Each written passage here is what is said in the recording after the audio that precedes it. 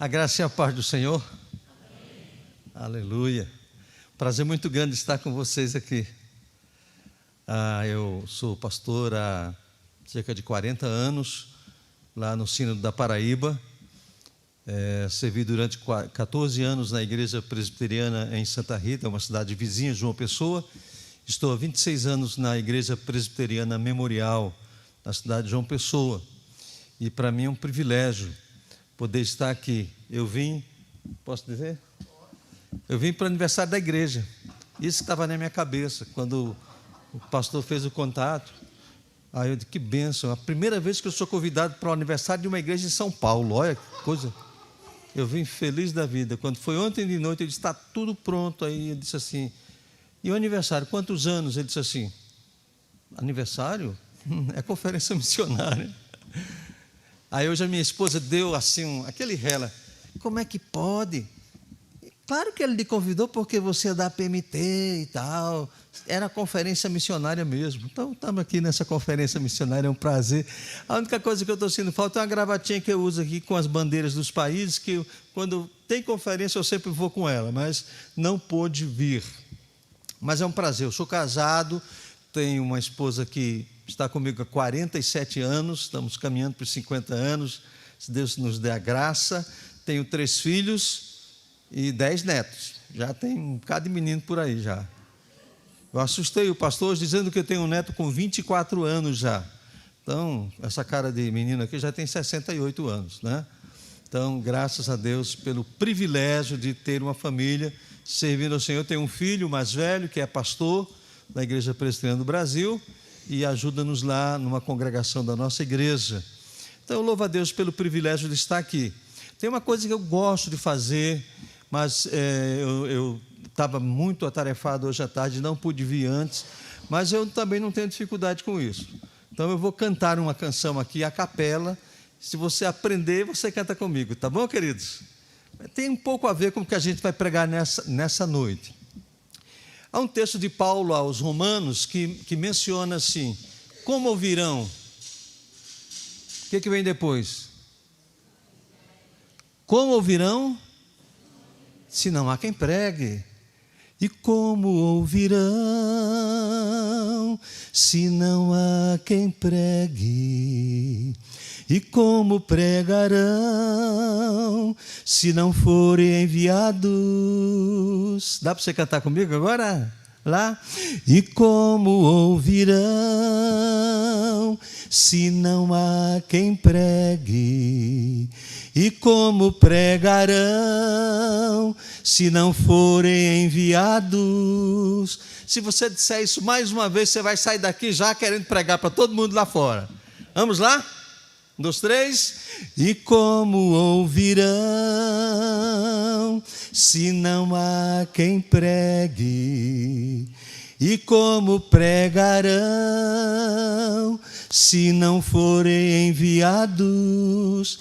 Às vezes eu digo assim, é fácil aprender uma canção com uma frasezinha pequena só, depois tem mais alguma coisa, a gente canta amanhã de manhã, mas se hoje à noite você chegar em casa, der tempo ainda lavar a louça, que eu sei que você faz isso, você já vai lavar a louça dizendo assim, como ouvirão, se não há quem pregue? E como pregarão, se não forem enviados? Agora eu quero ouvir vocês, eu vou só começar, 1, 2, 3, e como ouvirão, se não... Eita, coisa linda! E como pregarão? E como pregarão, se não forem enviados? Aleluia! Abra sua Bíblia, por favor, no livro de 2 Reis, capítulo de número 7. 2 Reis, capítulo de número 7.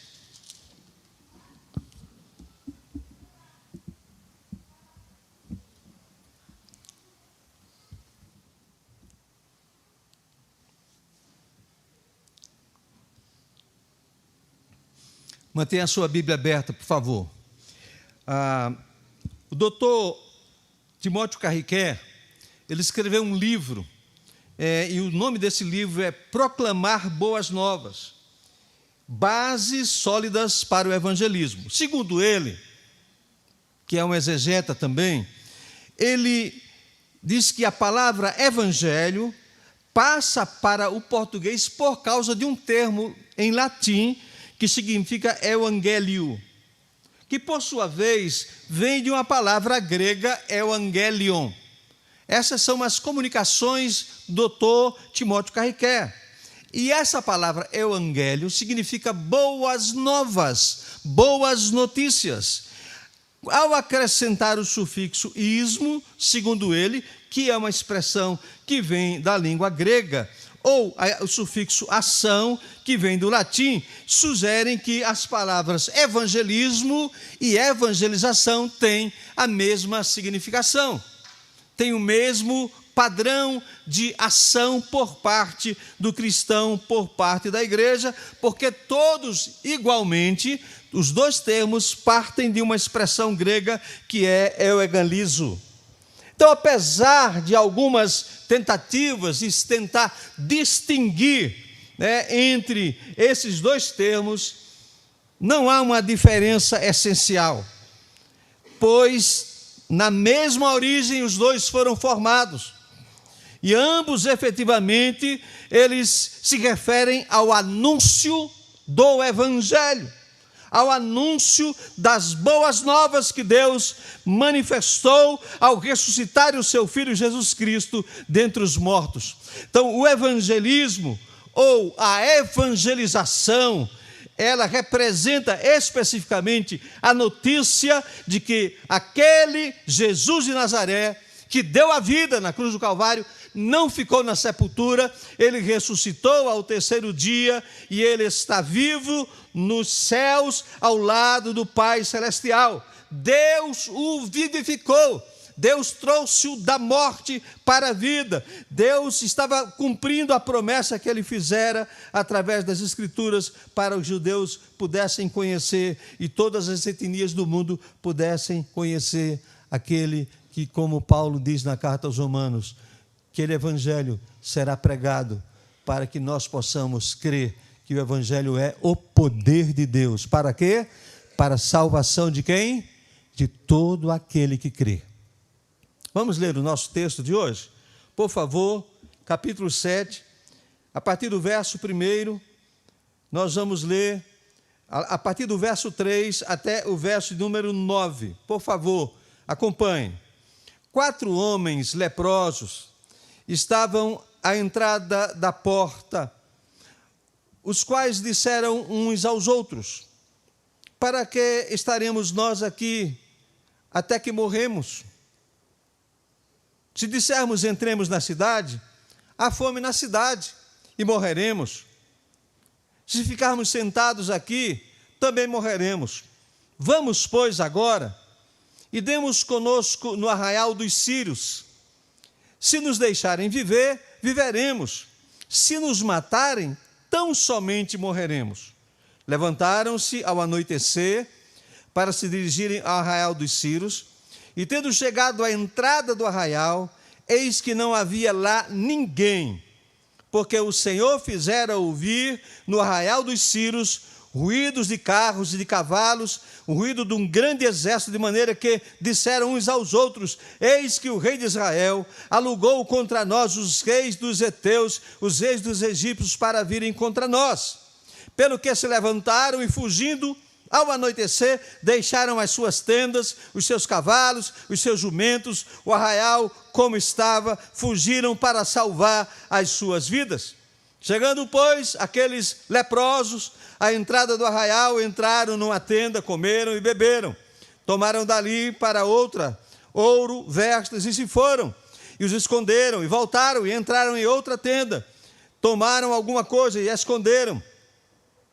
Então disseram uns para os outros: não fazemos bem. Este dia é dia de boas novas. Repete comigo essa frase: este dia é dia de boas novas. Louvado seja Deus. Não fazemos bem, esse dia é dia de boas novas, e nós nos calamos.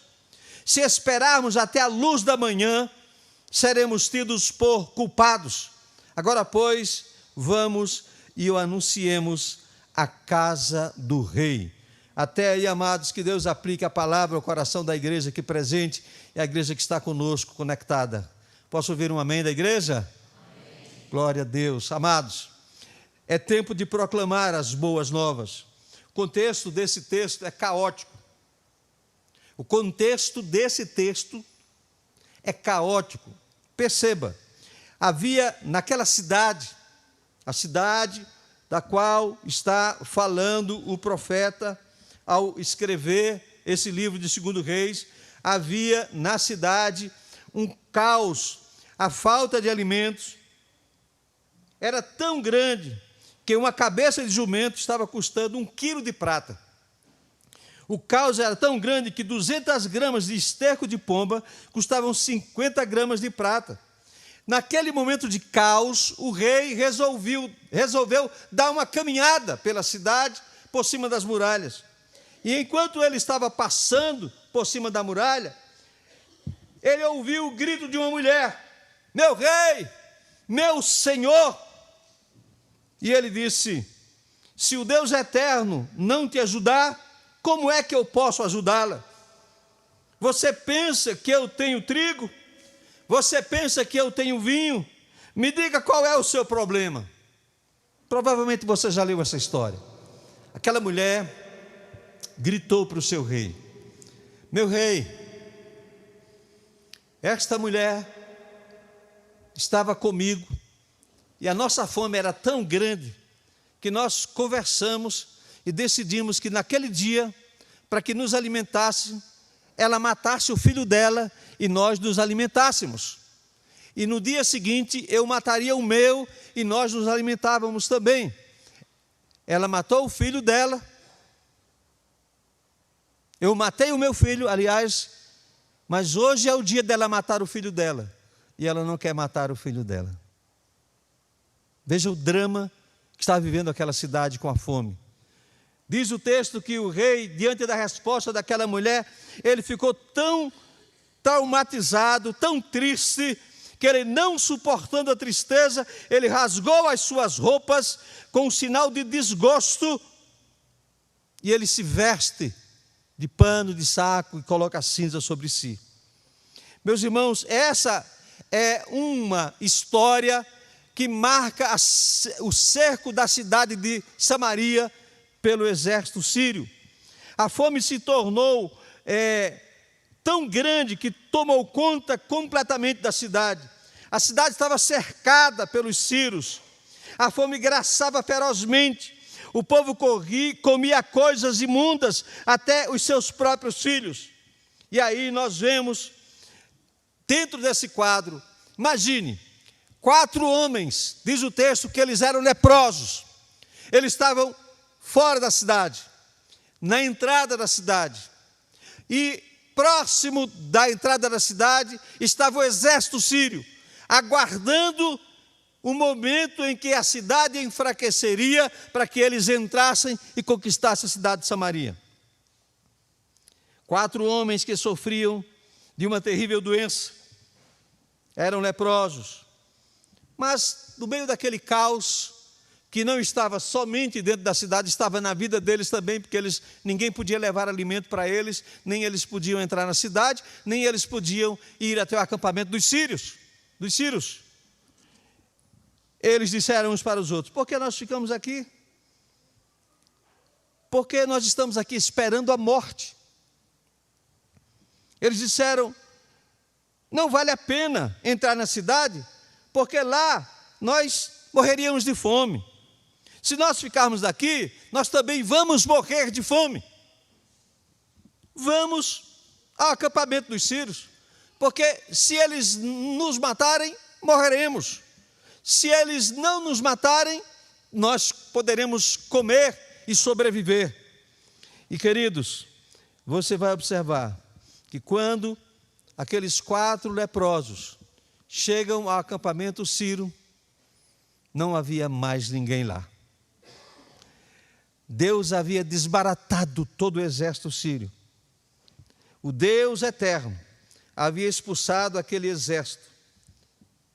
No meio daquela crise, no meio de uma grande crise, o milagre acontece. quem é que vai contar o milagre? Quem é que vai anunciar o milagre que tinha acontecido? E aí aqueles homens entram e desfrutam de tudo que havia naquele acampamento. Mas aí eles descobrem que eles precisam contar o milagre que acontecera. E essa palavra que eu queria que você pensasse comigo nessa noite, é tempo de proclamar boas novas. Diga comigo, é tempo de proclamar boas novas. E olhando para esse texto, eu queria levar vocês a caminhar comigo nessa história e tirar algumas lições que são fundamentais para que a gente seja proclamador de boas notícias, proclamador do Evangelho, proclamador de boas novas, que é isso que Deus fez conosco. Deus tem feito milagres na nossa vida. Deus tem operado milagres em cada um de nós. E quem é que vai contar esse milagre, senão aquele que experimentou o milagre de Deus na sua história? Então, olhando para esse texto, nós precisamos ver o que é necessário fazer nesse tempo de proclamação. E a primeira ideia que aprendemos no texto é que eu preciso perceber, ter percepção do que está acontecendo, ter sensibilidade diante da crise que nos cerca. Meus irmãos, a igreja precisa ter uma percepção do mundo onde ela está inserida. Eu e você, como cristãos, precisamos perceber as coisas que estão acontecendo ao nosso redor e ver o agir de Deus, sensibilidade diante da crise que nos cerca. Muitas vezes nós não estamos percebendo o que está acontecendo. As pessoas estão morrendo ao nosso redor, as pessoas estão desesperadas, estão angustiadas, e nós estamos, muitas vezes, como igreja, dentro do nosso gueto, fechados em si mesmo, e não percebemos o que está acontecendo lá fora. E a gente olha para a vida destes homens, e a primeira expressão que eu queria trabalhar com vocês é essa: se esperarmos até a luz da manhã, seremos tidos por culpados. Meus amados, toda ação evangelizadora da igreja vai passar pela ação evangelizadora do cristão. Não adianta dizer a igreja precisa evangelizar, se você não evangeliza. A igreja, você é parte da igreja, você é uma pedra viva nesse edifício chamado igreja. Então toda a ação evangelizadora da igreja passa pela ação evangelizadora do cristão, na sua ação evangelística individual. Vamos observar, irmãos, dois quadros importantes. Primeiro, os leprosos, eles viveram a parte significativa daquela crise. Qual era a parte deles? Eles não podiam entrar na cidade, ninguém da cidade podia sair para dar alimento para eles. Eles arriscaram a sua própria vida. Eles distribuíram ou descobriram que havia uma solução para a crise. E é interessante que demonstraram sensibilidade. Você já imaginou? 4 leprosos se alimentando, comendo, desfrutando de tudo aquilo que eles precisavam para continuar vivos. E aí eles tiveram sensibilidade de lembrar que o seu povo estava dentro das muralhas da cidade, mas que estava morrendo de fome. Pensa, aí se esperar, era noite, se esperarmos até a luz da manhã, quantos morreriam? Esta foi a sensibilidade que eles tiveram naquele momento. Imagine, queridos, um quadro de muitas pessoas que estão ao nosso redor. Grandes condomínios, onde há muita beleza exterior e profunda tristeza dentro dos lares. Lares aparentemente felizes, mas um triste farrapo nos relacionamentos. Filhos aparentemente alegres, mas uma vivência de realidade das drogas e do sexo livre. Socialites que apresentam-se cada dia nas redes sociais, que ganham fama, ganham milhares de seguidores, mas são vidas vazias e frustradas. Grandes empresários que continuam com o nome de grandes empresários, mas em falências constantes, porque às vezes não conseguem perceber que já caminharam para o final da sua vida como empresários. Uma verdade que nós precisamos pensar, irmãos: as crises ao nosso redor, elas têm uma dimensão muito maior do que aquilo que conhecemos. Normalmente, quando nós emitimos o som da crise, ele já está numa dimensão muito maior do que aquilo que a gente conhecia. Então, a situação de Samaria, quando você olha no capítulo 6, poucas vezes, na narrativa bíblica, nós vemos uma crise tão grande no meio do povo de Deus. Lembrar que nesse momento era o reino do sul, que representado pela cidade de Jerusalém, que era o reino representado por Jerusalém, e o reino do norte, que era representado por Samaria. Lembre-se desta realidade. Nós observamos que a situação de Samaria, poucas vezes se conheceu uma situação tão trágica. Mas louvado seja o nome do Senhor, em qualquer que seja a situação da nossa vida, Deus tem interesse, Deus está em busca de abençoar o seu povo. E uma coisa que nós aprendemos aqui, é que Deus tem interesse na sensibilidade que nós demonstramos às carências do próximo. Na sua ação evangelizadora, a igreja precisa readquirir sensibilidade. Readquirir sensibilidade para proclamar o evangelho, as boas novas, àqueles que continuam em crises. Quantas vezes você entrou num elevador, no edifício que você mora, e você encontra alguém, e às vezes nenhum para o outro dá bom dia, mas o outro está numa crise profunda, e você nem sabe, porque não perguntou como ele está, como é que está a família, não procurou se envolver com ele. Para falar de Jesus àqueles que estão sofrendo pelo pecado, que os aprisiona. Na ação evangelizadora, a igreja precisa readquirir a sensibilidade para levar esperança àqueles que estão sem perspectiva de um futuro. Quantas vidas, foi mencionado aqui, que a pandemia gerou algo que afastou algumas pessoas até mesmo da igreja. Mas quantas vidas foram ceifadas? E muitas vezes nós sofremos com aqueles que estão mais perto de nós, mas a igreja precisa levar esperança àqueles que estão sem perspectiva de um futuro feliz. E se tem alguém neste mundo que tem perspectiva de um futuro feliz, é você. Você tem essa perspectiva de um futuro feliz. Deus habita no seu coração, e por habitar no seu coração, não há absolutamente nada que possa impedir que você desfrute daquilo que Deus tem preparado para aqueles que o amam. Então desfrute disso. Você tem esse prazer de levar aqueles que ainda não conhecem a verdade do Evangelho. Essa é uma verdade irrefutável. Ninguém vai poder dizer que Deus não está realizando milagres no meio da sua igreja. Você está hoje à noite aqui, é um milagre de Deus. Deus continua fazendo milagres no meio do seu povo, e esses milagres precisam ser anunciados. Nós não fazemos bem se nos calarmos. Não fazemos bem se nos calarmos. O tempo para testemunhar é agora, é hoje, é já. Se não falarmos, algo terrível pode acontecer. Lembra? O que eles disseram? Não faz bem se nós ficarmos aqui até o amanhecer. Se esperarmos até a luz da manhã, seremos tidos por culpados. Então hoje, agora, neste momento, é a hora de contar ao mundo o que Jesus fez na sua vida. E aí Pedro diz isso: se é que Jesus fez algo, então conte. Anunciar ao mundo aquilo que aconteceu no seu coração e na sua vida, os milagres, as coisas que Deus está realizando na sua igreja.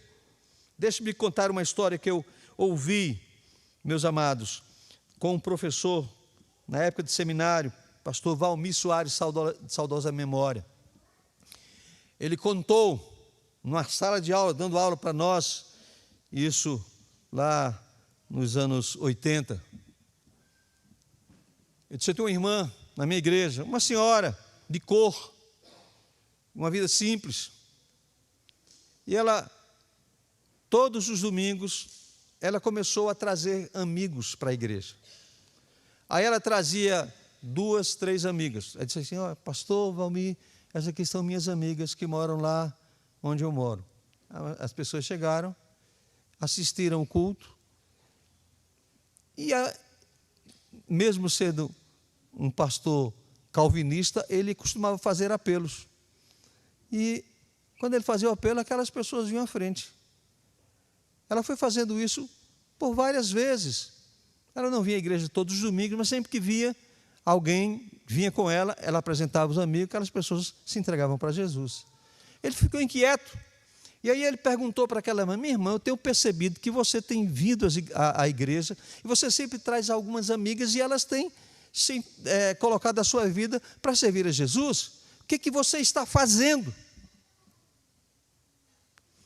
Ela não estava com a caixa de som, ela não tinha uma guitarra para tocar, não tinha um microfone para falar alto. Ela disse assim: pastor, sabe o que eu faço, pastor? Eu moro numa vila. No domingo, quando o senhor prega, eu anoto tudo que o senhor diz. Tudo que o senhor fala, eu vou anotando. Durante a semana, eu vou na casa das minhas amigas e digo assim: olha o que o meu pastor falou no domingo na igreja. Aí eu mostro para eles o que o Senhor falou no domingo na igreja. E ao mostrar essas mensagens, elas vão entregando a vida para Jesus. Meu irmão, minha querida irmã, não se cale.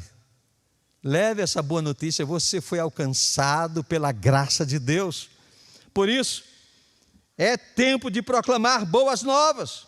Agora, como nós devemos fazer isso? Devemos ser sensíveis às crises daqueles que estão ao nosso redor. E sendo sensíveis, nós não podemos esperar. Seremos tidos por culpados se não anunciarmos a mensagem salvadora a estes que estão perdidos. A outra verdade que esse texto nos leva a refletir, queridos, é que o texto do versículo 9 especialmente diz assim: não fazemos bem, este dia é dia de boas novas e nós nos calamos. Além de ter percepção e sensibilidade diante da crise que nos cerca, é preciso que a gente compreenda com clareza a nossa responsabilidade.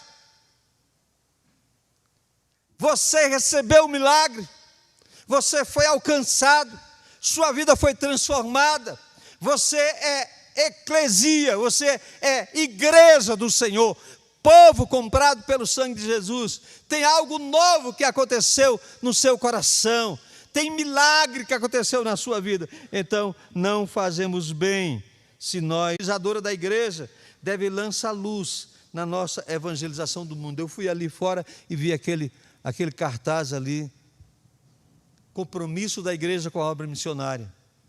A igreja tem um compromisso com aqueles que estão distantes, mas a igreja tem um compromisso com os que moram aqui perto de vocês também. Aqueles que estão no seu condomínio, aqueles que estão no seu trabalho, na sua escola, vocês têm que levar essa boa notícia. É assim que a gente faz. Deus espera que o nosso coração compreenda de maneira lógica que a evangelização é responsabilidade nossa. E aí, quando eu digo nossa, eu digo minha e sua. Mas eu posso dizer, a evangelização é responsabilidade minha. Porque quando eu fico dizendo sempre que é nossa, eu sempre acho que o outro vai fazer. Mas se eu penso que a evangelização é minha, aí eu vou dizer, como disse o apóstolo Paulo: ai de mim, se não pregar este evangelho. Não fazemos bem, consciência da responsabilidade. Este dia é hora de dar boas notícias e nós nos calamos, isso é, não podemos ficar calados. Há tempo para todo propósito debaixo do céu. Esta não é a hora de calar, esta é a hora de contar o que Deus está fazendo. Deus é Deus. Ele tem abençoado o seu povo e a sua igreja.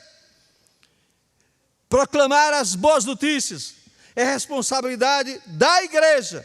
E você é pedra viva nesse edifício. Então, neste mundo em crise, Deus nos deu a oportunidade de levar a melhor notícia. Todos estão procurando aí uma boa notícia.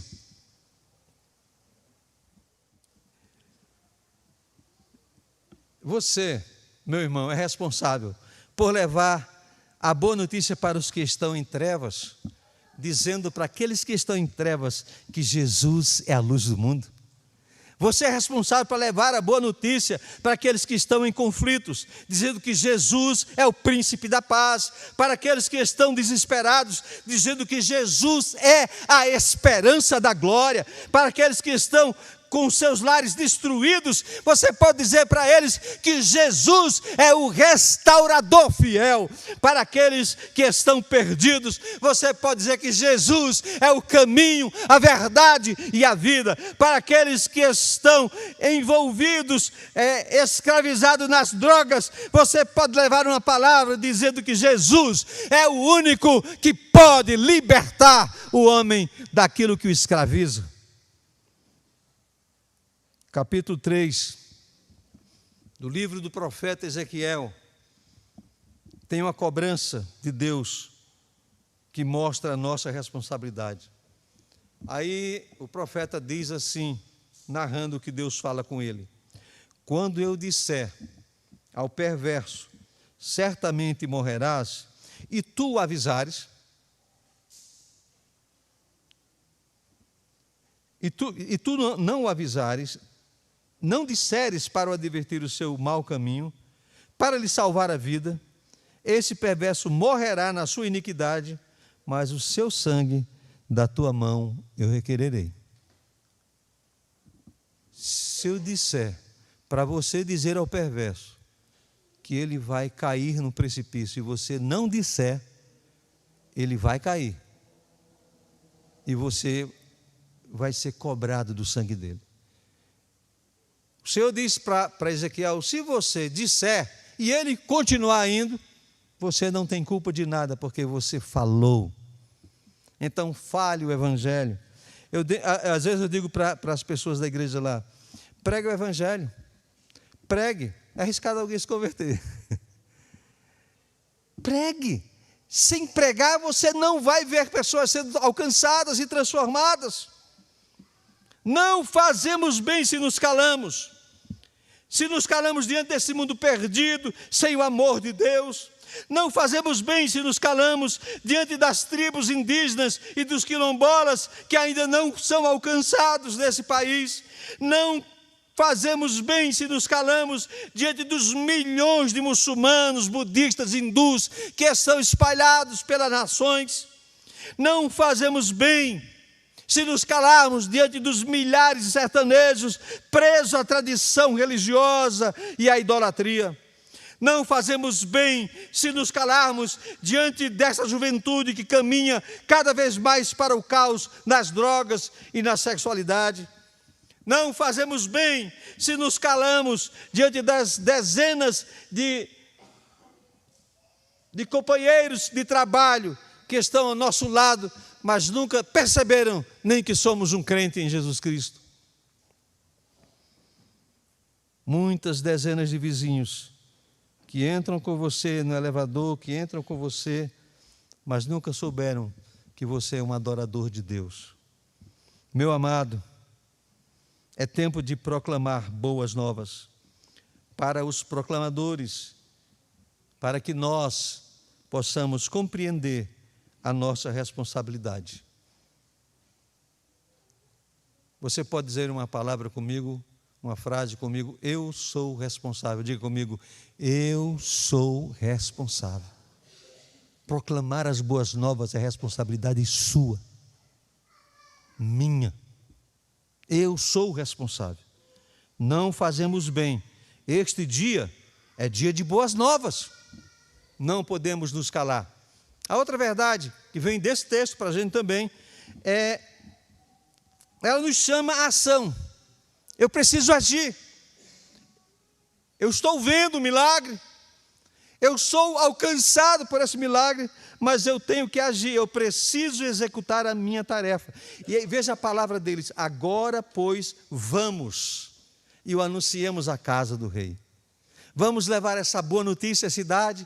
Vamos levar essa boa notícia na casa do rei. Todo agir de Deus na vida da igreja sempre vai desembocar no mover do Espírito Santo para um maior envolvimento com a obra. A igreja, um missiólogo antigo, missionário antigo, ele usava uma frase: a igreja que não evangeliza se fossiliza. A igreja que não evangeliza deve ser evangelizada. Quando Deus trabalha no coração da igreja, Deus espera muito mais do que conhecer as verdades bíblicas da grande comissão. Ide, pregai, ide, fazei discípulos. Conheço isso, mas o que é que eu estou fazendo? Quando Deus trabalha no coração da igreja, Ele espera de todos nós muito mais do que saber que precisamos evangelizar. Muito mais do que conhecer a doutrina da nossa denominação. Muito mais do que até cantar cânticos de avivamento. De fato, Deus quer agir em nós e por meio de nós. Ele age em nós. Ele nunca age por meio de nós antes de agir em nós. Ele já fez um milagre na sua vida. Ele já transformou a sua vida. Ele já fez de você uma nova criatura. Por isso Ele quer agir através de você, através de cada um de nós. Ele quer derramar poder, o poder do Espírito Santo sobre a sua vida. Ele quer ungir os seus lábios para que você proclame a mensagem aos pecadores. Ele quer usar a sua vida para levar muitas pessoas ao conhecimento da salvação. Ele, de fato, quer que a sua igreja seja ganhadora de vidas para o seu reino, para a sua glória. Meus amados, o mundo precisa da nossa ajuda. Deus não tem outro método para alcançar a igreja, o mundo. O único método de Deus para alcançar o mundo é a igreja. Ele não vai mandar anjos fazer isso. Ele não vai enviar novamente Jesus para fazer isso. Jesus vai vir para buscar a sua igreja. Amém, amados? Então, a única opção de Deus para a manifestação da sua glória nesse mundo é você. Deus optou por você, para você ser alguém que manifesta a glória dele, proclamando o Evangelho. A igreja são os pés, as mãos e a boca de Cristo na história. Por que a gente tem que esperar? Por que deixar para depois? Este é o momento. Esta é a hora das boas novas. Você vai lembrar de Jesus naquele momento do diálogo com a mulher samaritana, quando os seus discípulos voltam e a mulher corre para a cidade de Sicar. Jesus conversa com os seus discípulos e eles começam a ficar inquietos. Jesus diz: olha, ergam os olhos, porque os campos já estão o quê? Brancos para a ceifa. Meus amados, olhem os campos que estão brancos para a ceifa. De fato, eu e você precisamos agir efetivamente, como agiram os pastores de Belém, indo até a manjedoura e vendo o que Deus havia feito. Como agiu o próprio Senhor Jesus Cristo, que no momento difícil do seu ministério, quando quiseram cobrar-lhes algumas coisas, ele disse: importa que façamos as obras daquele que nos enviou enquanto é dia, porque a noite vem quando ninguém mais pode trabalhar. Como agiram os apóstolos quando foram intimados a deixar de falar do Evangelho? Ele disse: nós não podemos deixar de falar das coisas que vimos e ouvimos. Como agiu o apóstolo Paulo no diálogo que ele teve com os presbíteros da igreja de Éfeso, na cidade de Mileto? Ele disse: em nada tenho a vida por preciosa para mim mesmo, contanto que eu cumpra o ministério que recebi do Senhor. Agora, pois, vamos. Essas foram as palavras daqueles 4 leprosos. Agora, pois, vamos. O tempo de boas novas é hoje, é agora. Nós não podemos adiar para amanhã. Este é o dia que o Senhor fez, é assumir o lado prático da fé viva, não um sistema de doutrinas apenas, mas uma fé viva que está no seu coração, e você vive, se move por esta fé que foi colocada pelo Espírito Santo no seu coração. É executar o aspecto querigmático desta fé. Meus amados, é tempo de proclamar as boas novas. E eu lembro que os proclamadores precisam sair do comodismo. Os proclamadores precisam partir para uma ação efetiva na execução desta tarefa.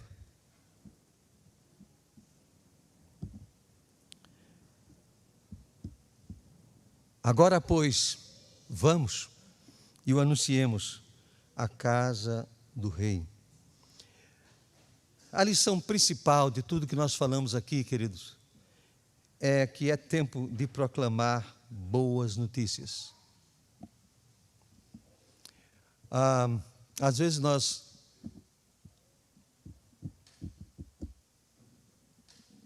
saímos do culto no domingo e a nossa primeira preocupação é: quanto foi o jogo do nosso time aí? Quem ganhou, perdeu? Nós queremos saber logo. Quando não está assistindo, até na hora do culto, com o celular. As pessoas envolvidas com política, o que está faltando? O que foi dito? Quem é que vai... Então nós queremos sempre outra coisa e nos esquecemos de que Deus nos chamou para sermos proclamadores de boas novas. Quem é que nesse Brasil de hoje tem melhor notícia do que você? Quem é que nesse Brasil de hoje tem boa nova para dizer? Senão a igreja do Senhor. Senão aqueles que foram lavados pelo sangue de Jesus.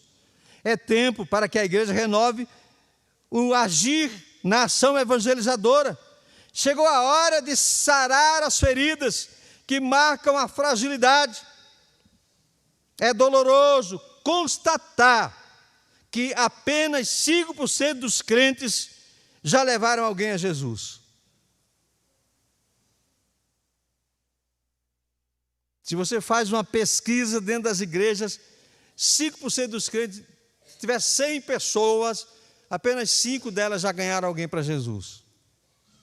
Elas gostam de vir à igreja, gostam de cantar, gostam de participar, até de contribuir, mas de evangelizar tem profundas limitações. A igreja está acometida de uma enfermidade chamada esterilidade. Nós precisamos do perdão de Deus para a nossa omissão. Nós precisamos do perdão de Deus para, muitas vezes, a nossa indiferença e covardia. Nós precisamos clamar como Raquel. Qual era o clamor de Raquel? Quem está lembrado? Dá-me filhos, senão morrerei. Foi conhecendo esse clamor de Raquel que um homem na Escócia disse assim: ó Deus, dá-me Escócia, senão eu morro. Nós precisamos chorar a nossa esterilidade e pedir a Deus um salvamento, um avivamento que venha restaurar a igreja e fazer de nós um povo apaixonado pela proclamação.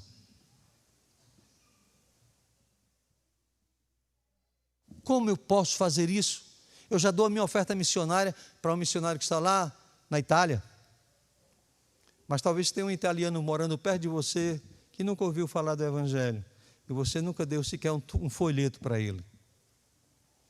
Devemos falar aqui, ali, lá, em qualquer lugar onde estivermos. A tarefa da igreja é dela. Não é dos anjos que desejaram. A tarefa deve ser feita hoje, não deve ficar para amanhã.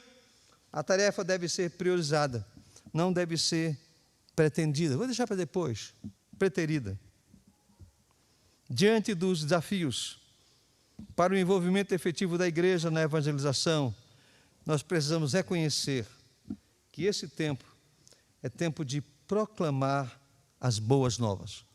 E lembre-se dessas 3 atitudes desses leprosos: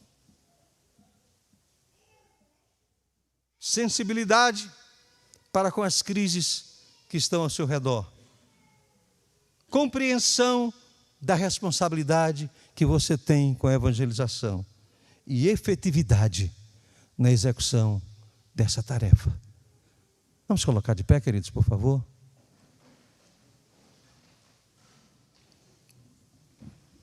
Se você puder, feche os olhos. Você ouviu a música no começo, então cante comigo agora mais uma vez. E como ouvirão, se não há quem pregue? E como pregarão, se não forem enviados? E como ouvirão, se não há quem pregue? E como pregarão, se não forem enviados? Ó Pai, muito obrigado pela Tua palavra. Muito obrigado pelo testemunho desses 4 leprosos. Deus, nós temos aprendido através do testemunho deles que é tempo, que é hora, que este é o momento de trazer boas notícias, de proclamar boas novas a todos aqueles que estão ao nosso redor. Que o Senhor derrame graça, poder do Espírito Santo na vida da Tua igreja aqui reunida, e que a igreja sinta esse desejo de falar do amor de Jesus para aqueles que estão próximos de si, em nome e para a glória dele. E a igreja diga amém. Amém. Glória a Deus. Irmãos, podem assentar, por favor.